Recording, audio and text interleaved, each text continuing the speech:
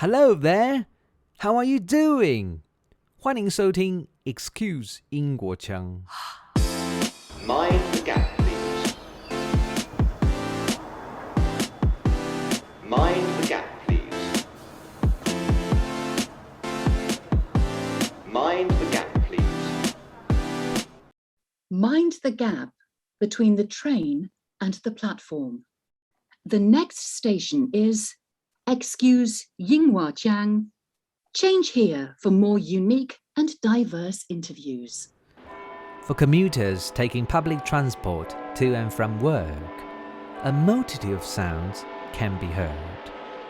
From the hustle and bustle of the streets to the rushing footsteps inside the underground stations. From hailing a taxi to vroom of flocks of scooters. You might take sound for granted, but there's one catchphrase that is unlike many others. One that every time I heard, I've got goose pimples out of excitement. Yes, mind the gap, one of London's emblematic associations.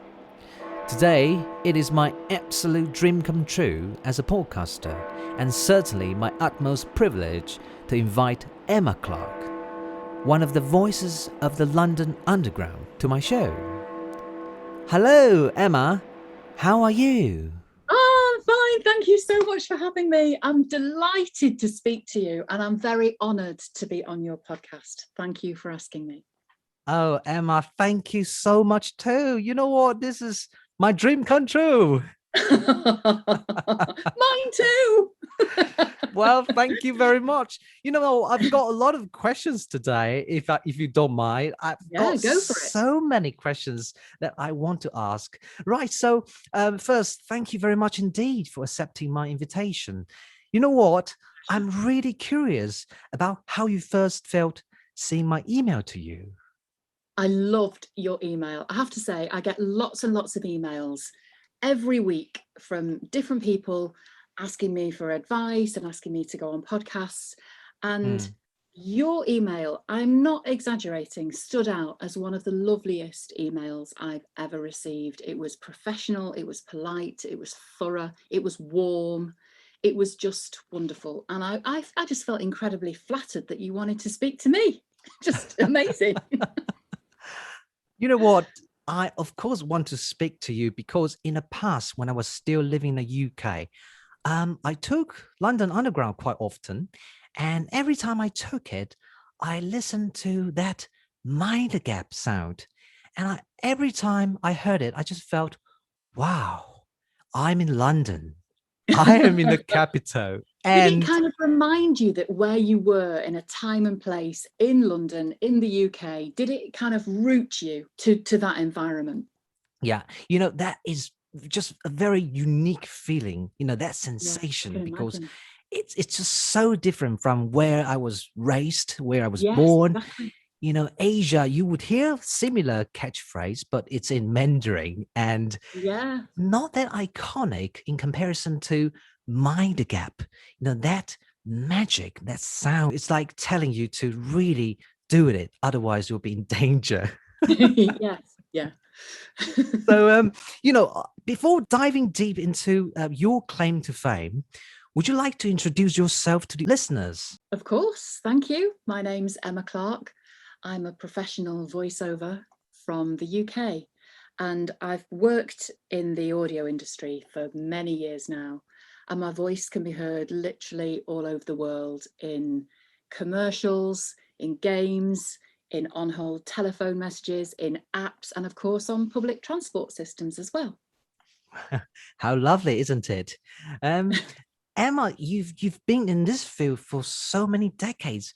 Can you just let us know, because I'm so intrigued by it, that when did you first show your interest in audio, and how did your career kind of start in the beginning? I was a very small child when I first became fascinated by audio. My mum won a cassette recorder in a raffle at my nursery school, or so. Can't even remember where it was. It was something to do with, I think it was my nursery. And she came home with this little machine, that recorded sound. And I Yeah. was probably 3, thereabouts. Wow. I was mesmerized by this machine because for me, it was magic. It was a time machine. I just thought it was awesome. So I spent hours and hours and hours of my childhood recording my voice and playing it back, and recording other people and playing it back. And I was just absolutely fascinated. And I actually have some audio of me still. I'm surprised that the cassette hasn't disintegrated over time, but I Hmm. have audio of me Hmm. telling a story when I'm 3 years old and Wow. putting on all these voices. And it's so evocative because it takes me back to a time and a place and a very specific memory. And I think that audio has that capacity to Hmm. do that. It's a time machine. But Hmm. I became a professional voiceover really when I was still a kid. I was still a child. I was 14, 15, and I started doing work with the BBC, doing Right. some quite highbrow work for BBC Radio 4 with poetry reading and prose reading. And then very soon I got into comedy in the light entertainment department at the BBC. Hmm. And I did that for a while. And then I became a full-time voiceover in my 20s. So Wow. it's audio has always been a part of my life. And I feel like it's sort of driven me forward my entire career in various different ways. You've done it very well because you've been in certain segments, and that Yeah. kind of accumulate and become your most valuable asset. Your audio works have appeared certainly over the world today, and you also are a voiceover, a writer, and even a composer. So I was Yeah. wondering how you would tell others how to bring creativity to professionalism. That's such an interesting question.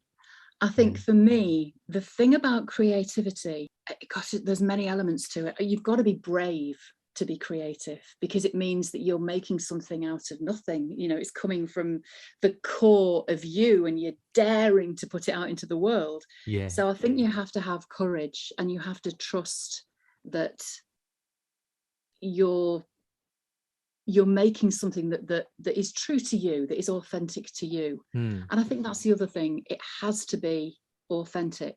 If you're putting something out there that is mimicking something else or isn't fully coming from the essence of you, Mm. then I think you can hold yourself back. I think if you want to bring creativity to professionalism, be yourself and be brave enough to be yourself.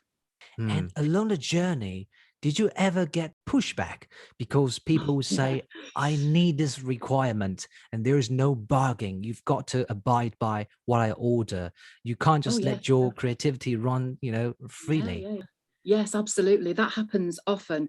If I'm writing something to a very specific brief, if I'm recording something, whatever, you're within the constraints of that brief that you've been given. Hmm. And I think you have to respect those boundaries and deliver within that brief. But wherever possible, I always try and say, okay, here's what I've delivered that matches your brief. Yeah. Here's a slightly different take that's just me spontaneously how I would create it myself Hmm. without that strict directive. I'd try and give people a slight alternative so that there was an option for them, because I always want to bring something of me into Hmm. whatever it is I create. Oh, that's just wonderful. And that is truly where you can see a spark, isn't it? Yes, absolutely, absolutely. And I love that when I work with people who are creative and just seeing them ignite with passion. It's like they illuminate. I love it. Oh, at one point, I'm now going to return to our London Underground topic. Um, your voice has become all Londoners' collective experience. And I'm pretty sure that I'm no exception in this regard, joined by many fellow listeners, looking forward to being transported through your public announcement at a London Underground platform. Emma, could you do me a favor to ensure our listeners' safety? I would be honoured. Mind the gap between the train and the platform.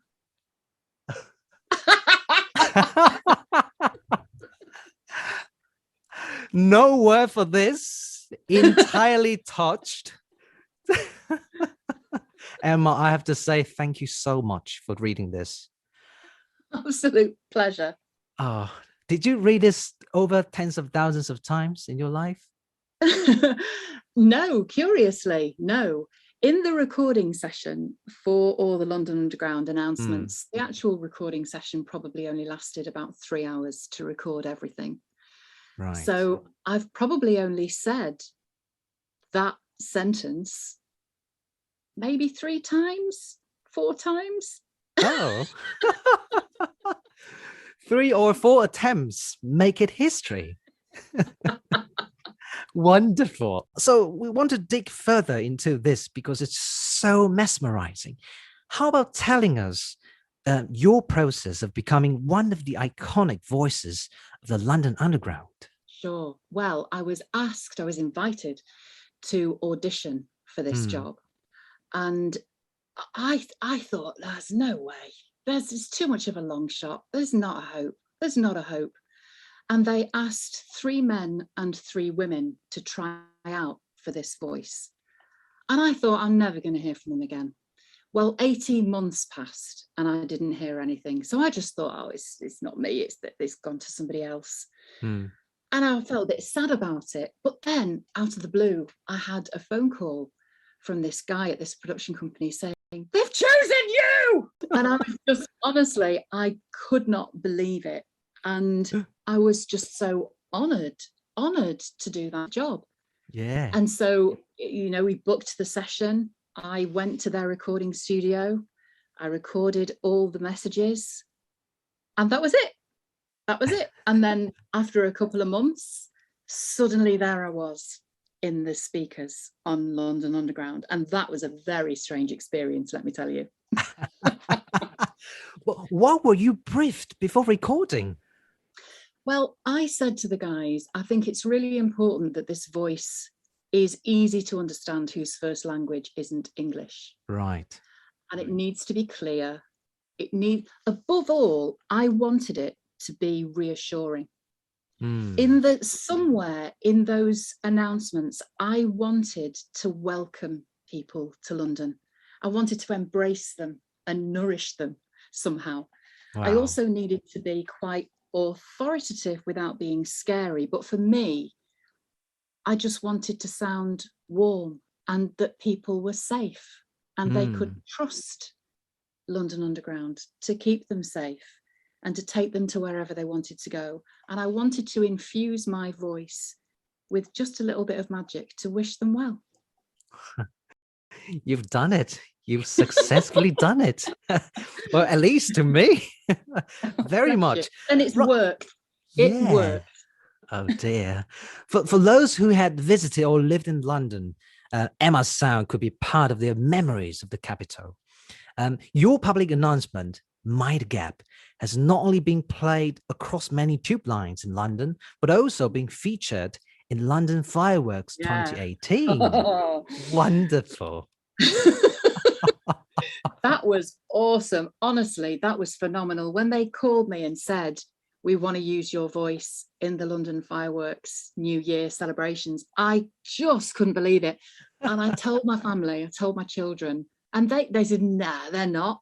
And I said, no, they really are. So on New Year's Eve, we were watching on television the fireworks display on BBC One. Yeah. And we were watching, waiting to hear my voice. And then sure enough, there it was. And my kids went, ah!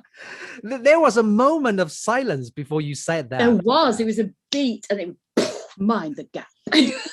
Bursting out. Oh. Yeah. Oh gosh, I think they've done this very well for you, to emphasize, to kind of pave the way for you to talk. I just felt so honored, so incredibly privileged. Absolutely. Really, yeah. May I know as well how you feel every time you hear your own voice inside the tube station? Oh, now there's a question. I can't stand the sound of my own voice. I cannot bear the sound of my own Why voice. not? Oh, it's dreadful. Oh, No, come I on. have to live with this all day, every day. No, honestly, if I hear it happens often, it Yeah. happens when I hear myself on radio commercials, telecommercials, when I phone up, an insurance company or something, I don't know, a dentist or something, and it's my voice on the on-hold system. That's a very disturbing experience. And of course, on London Underground, when I've heard my voice there, I feel a bit shy, makes me feel a bit, I don't know, I just feel a bit shy when I hear my voice.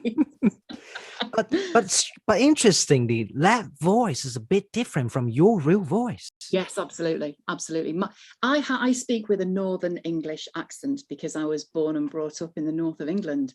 Whereas for broadcast audio, the majority of the stuff that I record has to be recorded in received pronunciation, Oh, right, which is standard English, which is the kind of English that you tend to hear in the southeast of England, in London and the home counties.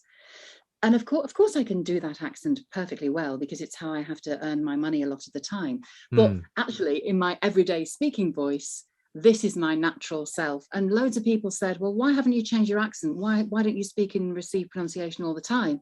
And I said, well, that wouldn't be me. I have to be authentic. I have to be me. My roots are in the north of England, and I'm so proud to be from the north of England, particularly from Manchester, which is an awesome city. And if you haven't visited it, you've got to come and visit it. It's fantastic.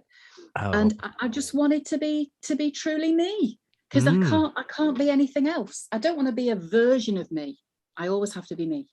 Yeah. Well, you can be versatile, but at the end of the day, you are still yourself, right? Yeah, exactly. Right. And so, obviously you can see that voice plays a significant part in one's identity. Some even go further. To me, and I believe to many others as well, the voice of London Underground has its indescribable charm in its own right, both for locals and tourists. So, Emma, how do you see your voice being part of London's soundscape? It's kind of, we zoom out and, it's beyond the tube stations. It's part of London, the capital of the UK. Well, as you said in your introduction, and it made me think about the soundscape of London with the vroom of the buses, the scooters, the horns, the chatter, the footsteps on the pavements, the music coming out of theatre, chatter and the clanking of glasses in restaurants, and this whole cityscape that you sort of get this flavour of in sound. And to think that my voice is part of that is an awesome feeling. It's an awesome feeling, and it's such, I mean, I said this a lot, but I really mean it. It's such an honour to be part of these people's lives every day, and to be something they experience in their world. I just feel incredible privilege, so grateful. Yeah, that implication is just beyond imagination, right? It's just it is. Yeah, I mean, for me, a Taiwanese, in Taipei, I can repeat minor gap because of you. Did you ever expect that to happen in this world? Well, I didn't, but it's great.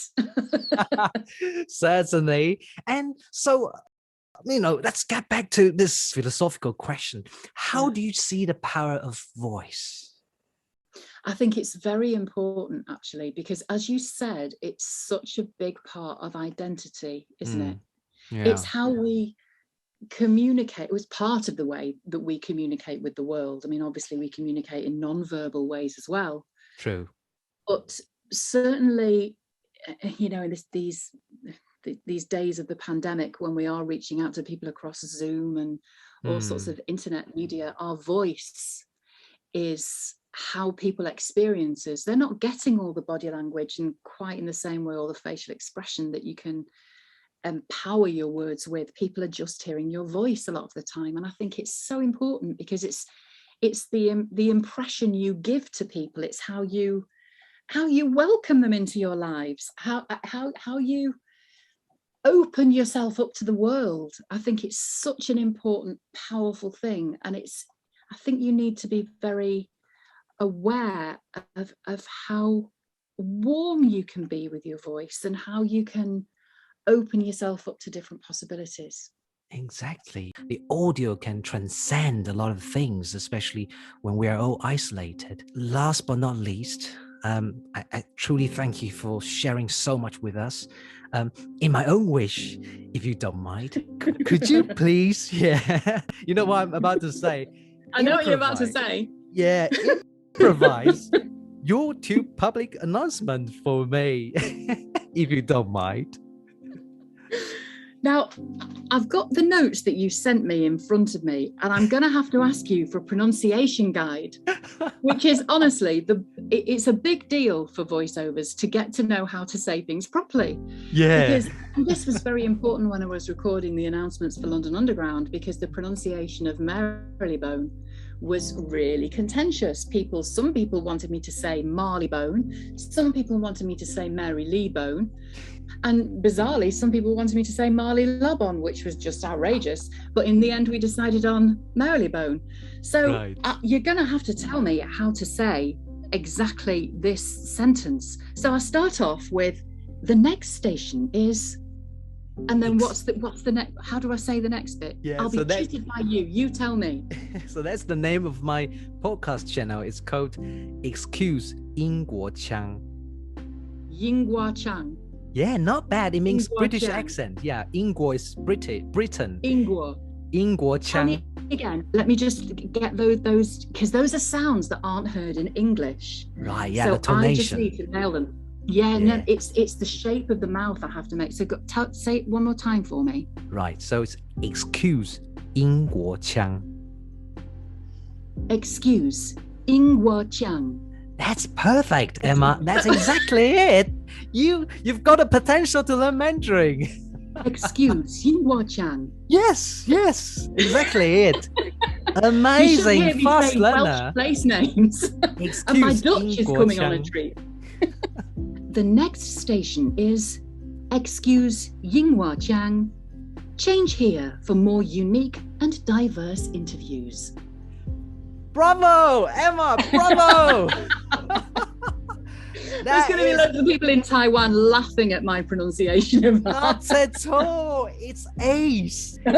It's the most beautiful sound I can hear during the pandemic. I have to confess with you. Bless you. Emma, thank you very, very much. All the best to your future work. And for me, it's truly my dream come true. Bless you. Thank you so much for having me.